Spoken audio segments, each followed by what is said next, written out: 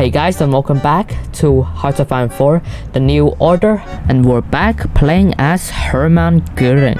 So last episode we began the reclamation and we started War Plan 0.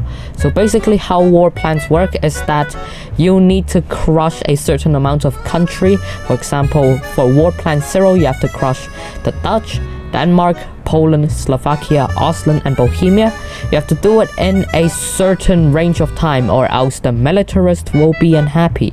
And trust me, you don't want the militarist to be unhappy. So right now we can do a few focuses which allows us to do decisions to carry out War Plan 0. And we're going to do Operation Moki. So Operation Moki is essentially killing Denmark, and we have a few ways we can do this. We can negotiate with von Hankinson, or we can just carry out Operation Moki and we can kill Denmark immediately. And I don't really want to bother with politics and stuff, so yeah, we're just going to declare war on Denmark. And meanwhile we can do Operation Schilschnitt, and we can also annex Bohemia. Alright, let's start the invasion of Denmark, and yeah, they're getting crushed. And we can now also do Fall Augustus. And Denmark has been defeated. And now we can do March on Copenhagen. And we're also going to do Prolonged Occupation and work towards integration. And now we're going to do Operation Schilschnitt, which is basically dealing with the Netherlands. And we are going to send them an ultimatum. And the Dutch refuse. What? I don't understand the detail, my Führer. You're serious that they refused? Yes, my Führer, they made it quite clear. What the hell do they think they're going to do to us? Kick us with their clogs? This is ridiculous. I've seen some poor decisions in my time, Secretary, and I think this one might be one of the worst yet. What are your orders, my Führer? Well, I didn't think we'd need to, but greenlight the inflation plan. We start as soon as possible. I just love how honest Göring is. And honestly, Göring was right. This is a stupid decision. And yes, conquest of the Netherlands. Our fellow Germanics rejoined the Reich. And we released Reich Commissariat Nederlanden as a puppet, and now we can re-annex the Reich Commissariat. It's kind of pointless, honestly.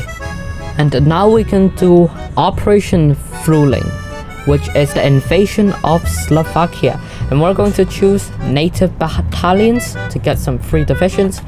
And now we're going to march on Bratislava and declare war on the Republic of Slovakia.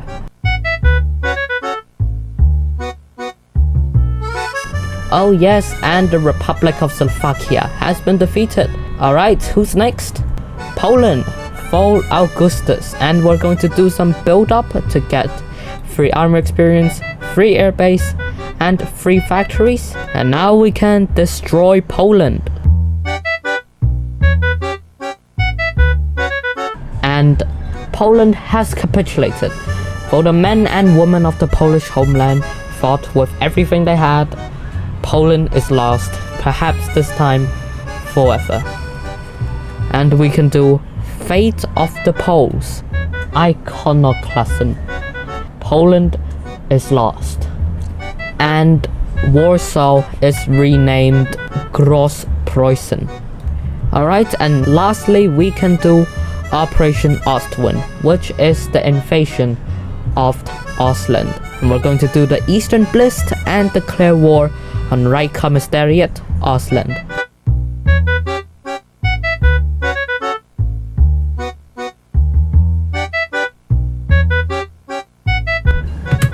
And Ostland has been defeated as well.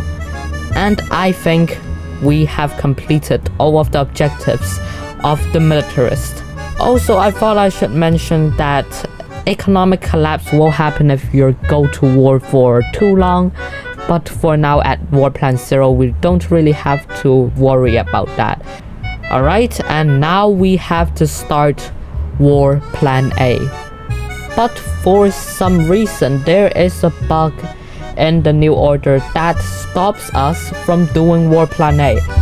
Fortunately, a comment in the last video suggested that I actually use a submod called Göring's Wild Ride, which essentially solves a lot of the bugs and makes the Göring playthrough much more playable. And as you can see, we can now do War Plan A. And in War Plan A, we need to conquer England, Switzerland, Scandinavia, the Balkans, Ukraine, and Muscovin. And once again, we need to do it all in 400 days. War Plan A begins. There are choices, but indecision isn't one. And now we are presented with the option of a few countries to invade. And first we've got England here, Switzerland, Norway, Sweden, Hungary, Romania, Serbia, Russia, the Caucasus, and Crimea. And we are going to choose Operation Margarethe first, which is the invasion of Hungary. And now we can also turn Right Commissariat Ukraine into our puppet. And now we're going to choose Slovakian remilitarization. And let's begin our invasion of Hungary. Oh, a lot of countries are supporting Hungary.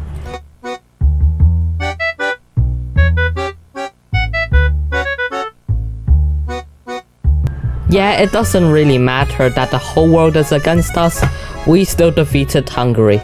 And the Right Commissariat Balkan-Halbinsel has been formed. Alright, and now that we've secured our control over Hungary, it's time for us to launch Operation Tepes, the invasion of Romania. And now since we do have a timer on us, we're just going to choose the Carpathian Fortress, through them, and shit, we've got... Due to looting, we can't integrate the Dutch. Obligatory Dutch pride. At least we got cash, right? Right, guys? And now we're going to go directly to the traitor's fate.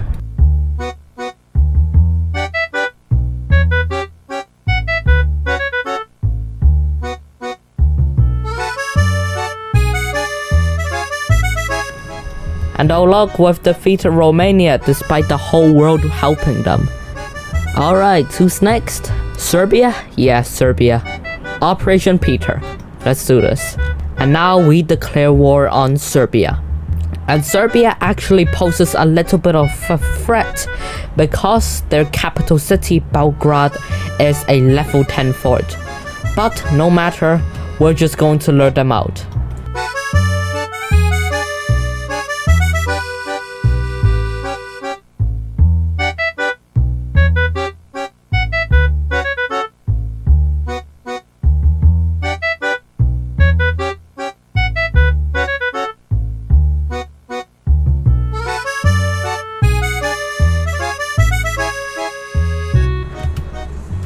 Oh, we've marched into the Belgrade, and Serbia has been defeated. And now we get a decision to invade Bulgaria, which I will gladly take since Bulgaria, yeah. Well, I'm sure this will be a very challenging war. No, not really. Not really challenging. Conquest of Bulgaria, yay! That was the easiest invasion ever. Alright, and now we're going to turn to the east and we're going to do Operation Henry and invade Russia. And now we're going to do Back in the Reich to make German sovereign zone our puppet. And now we can reclaim what's ours and declare war on the Moscow autonomy. Right, and let's reclaim the Moscow autonomy.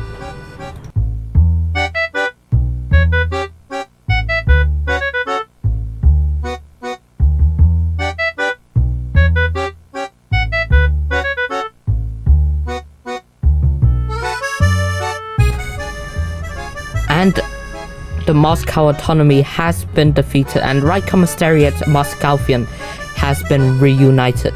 We really need to speed up our pace since we need to conquer England, Scandinavia and Switzerland in 118 days.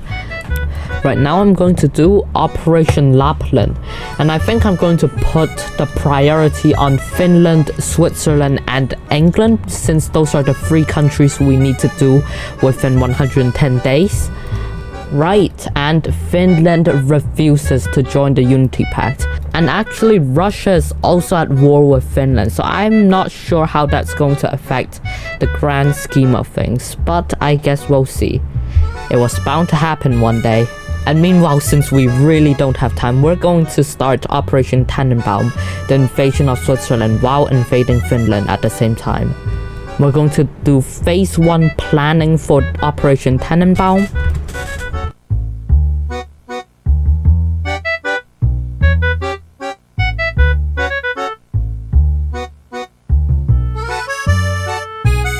Conquest of Finland. So apparently, Samara takes their part of the country while we still own this part of Finland. The conquest of Finland. Ha, I can't wait to take a sauna right now. And the right commissariat Scandinavian is created.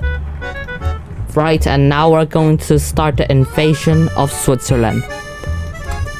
And meanwhile, we're going to also start Operation Sea Lion 2. And again, Switzerland has a lot of forts on their border, so we need to lure the army out and then infiltrate them from the inside.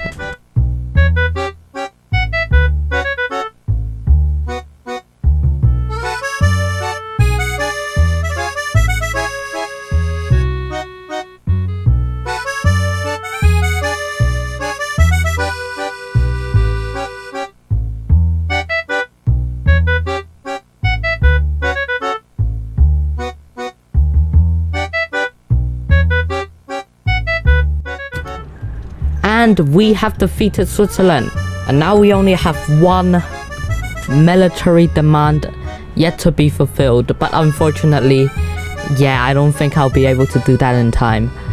But the loyalty of the militarist is quite high at the moment, so I don't think missing 1 goal would affect it by that much. Alright, and we can begin our invasion of England. And meanwhile, we're going to raise the cities and move like lightning. And meanwhile, we're going to invade the Caucasus.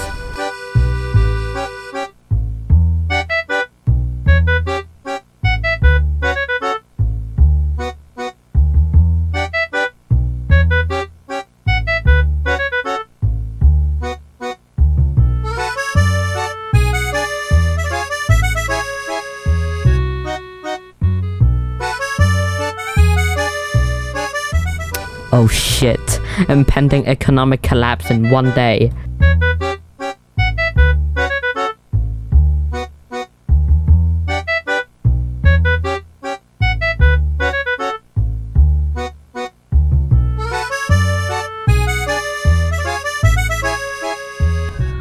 Oh my god, thank god.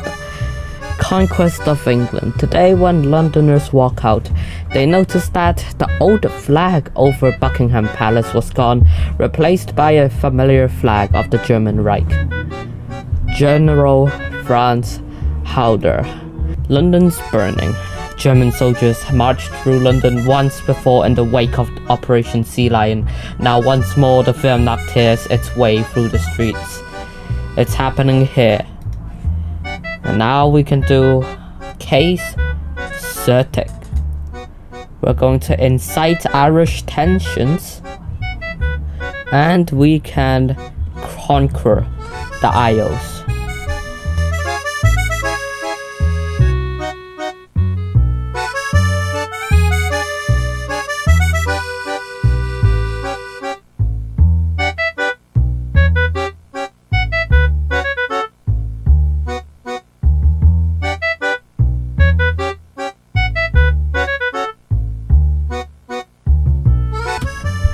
And Scotland has been defeated, and the British Isles are united under Right Commissariat Britannian.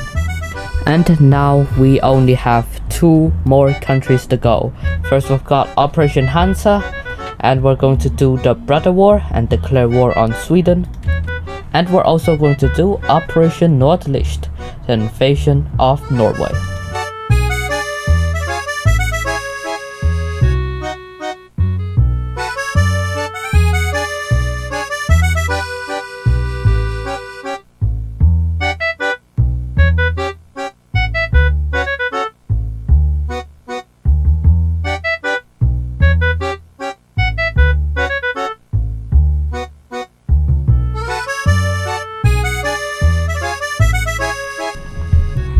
And now we're going to also declare war on Norway.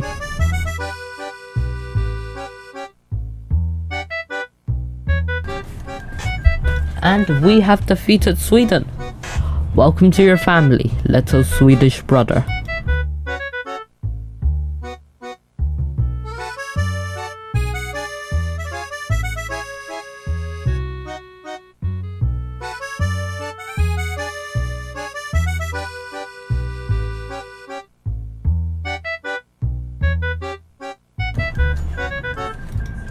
And Norway has been defeated as well.